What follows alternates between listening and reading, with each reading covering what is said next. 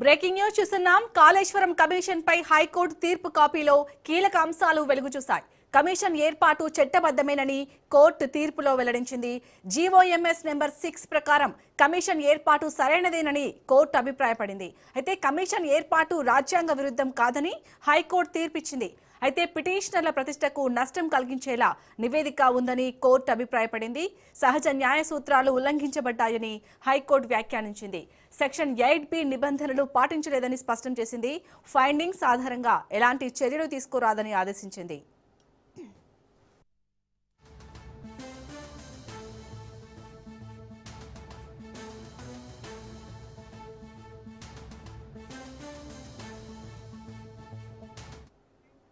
ఇక కాళేశ్వరం కమిషన్ పై హైకోర్టు తీర్పు కాపీలో ఉన్న కీలక అంశాలకు సంబంధించి పూర్తి అప్డేట్స్ ని మా ప్రతినిధి సునీల్ అందిస్తారు. సునీల్,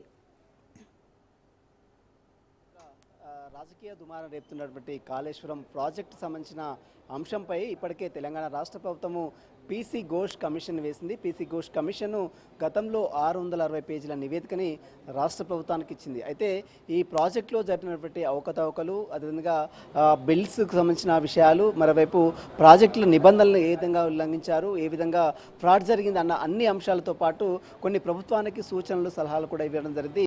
అయితే ఈ కమిషన్పై ఎలాంటి చర్యలు తీసుకోకుండా ఆదేశాలు జారీ చేయాలంటూ కూడా నలుగురు అటు పీసీ ఘోష్ కమిషన్ని నివేదికను సవాల్ చేస్తూ మాజీ ముఖ్యమంత్రి బీఆర్ఎస్ అధినేత కేసీఆర్తో పాటు మరోవైపు మాజీ మంత్రి హరీష్ రావు, మరోవైపు ఐఏఎస్ అధికారి అటు స్మితా సబర్వాల్ అందరూ కూడా దాదాపు హైకోర్టులో పిటిషన్ దాఖలు చేశారు. దీనిపై నిన్న సుదీర్ఘంగా విచారణ జరిపిన తర్వాత నిన్న తుది తీర్పు హైకోర్టు ఇవ్వడం జరిగింది. తుది తీర్పులో ఆర్డర్ కాపీలో హైకోర్టు ఇచ్చినటువంటి ఆర్డర్ కాపీలో అనేక అంశాలు కూడా కోర్టు పరిలోకి తీసుకోవడం జరిగింది. ప్రధానంగా కమిషన్ ఏర్పాటు ఎక్కడ కూడా కోర్టు తప్పుపట్టలేదు. రాష్ట్ర ప్రభుత్వము కమిషన్ వేసే ఒక విషయం జరిగితే ఆ విషయంపై లోటుపాట్లు జరపాల్సిన అవసరం ఖచ్చితంగా రాష్ట్ర ప్రభుత్వానికి ఉంటుంది. కమిషన్ వేయడానికి ఎలాంటి ఇబ్బందులు లేదు. కానీ కమిషన్ ఏకపక్షంగా నిర్ణయాలు తీసుకోకుండా ఏకపక్షంగా విచారణ జరిపిందనేది కోర్టు అభిప్రాయం వ్యక్తం చేసింది. కమిషన్ నివేదికపై ఎలాంటి చర్యలు కూడా తీసుకోవడానికి వీల్లేదంటూ కూడా నిన్న హైకోర్టు చాలా స్పష్టంగా ఆదేశాలు జారీ చేసింది. దీంతో పాటు ఏదైతే జీవో నెంబర్ 6ని రద్దు చేయాలని పిటిషనర్లు కోరారో దాన్ని మాత్రము కోర్టు అంగీకరించలేదు. కమిషన్ రాష్ట్ర ప్రభుత్వానికి కమిషన్ వేసే అధికారం ఖచ్చితంగా ఉంటుంది. కానీ ఏకపక్షంగా సహజ న్యాయ సూత్రాలకు విరుద్ధంగా కమిషన్ నివేదిక ఉంది. కమిషన్ ఏకపక్షంగా విచారణ జరిపింది. సెక్షన్ 8B 8C కింద నోటీసులు ఇచ్చి విచారించాల్సిన అవసరం ఉంది. కానీ ఎక్కడ కూడా కమిషను 8B కానీ 8C కానీ సాక్షులను క్రాస్ ఎగ్జామినేషన్ చేయడానికి అవకాశం కూడా ఎక్కడ కూడా ఇవ్వలేదు. కేవలం ఏకపక్షంగా మాత్రమే కమిషన్ రిపోర్ట్ ఉంది. కాబట్టి ఈ కమిషన్ రిపోర్టు చెల్లదు.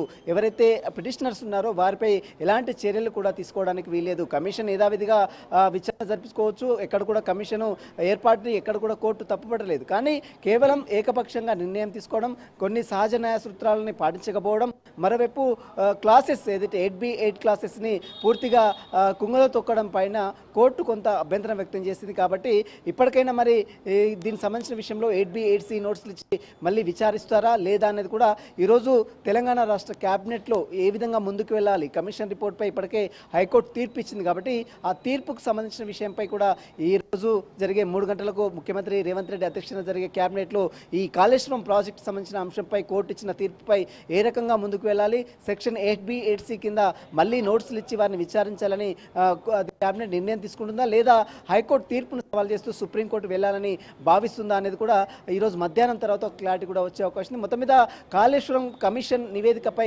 హైకోర్టు ఇచ్చిన తీర్పుపై మాత్రము సర్వత్రా రాజకీయంగా తీవ్ర విమర్శలు అయితే నెలకొన్నాయి. ఇప్పటికే బీఆర్ఎస్ నేతలు ఇదంతా కూడా కాంగ్రెస్ ప్రభుత్వము బట్ట కాల్చి మీదే వేస్తుంది, ఎక్కడ కూడా హైకోర్టు ఇచ్చిన తీర్పుపై వారందరూ కూడా చెంపపెట్టంటూ కూడా అటు మాజీ మంత్రి బీఆర్ఎస్ మాజీ మంత్రి హరీష్ రావు కావచ్చు, కేటీఆర్ కావచ్చు నిన్న విమర్శించిన తీరు కూడా మనం చూసాం. కానీ ప్రభుత్వం మాత్రం కమిషన్ని మాత్రం ఎక్కడ కూడా తప్పట్లేదు.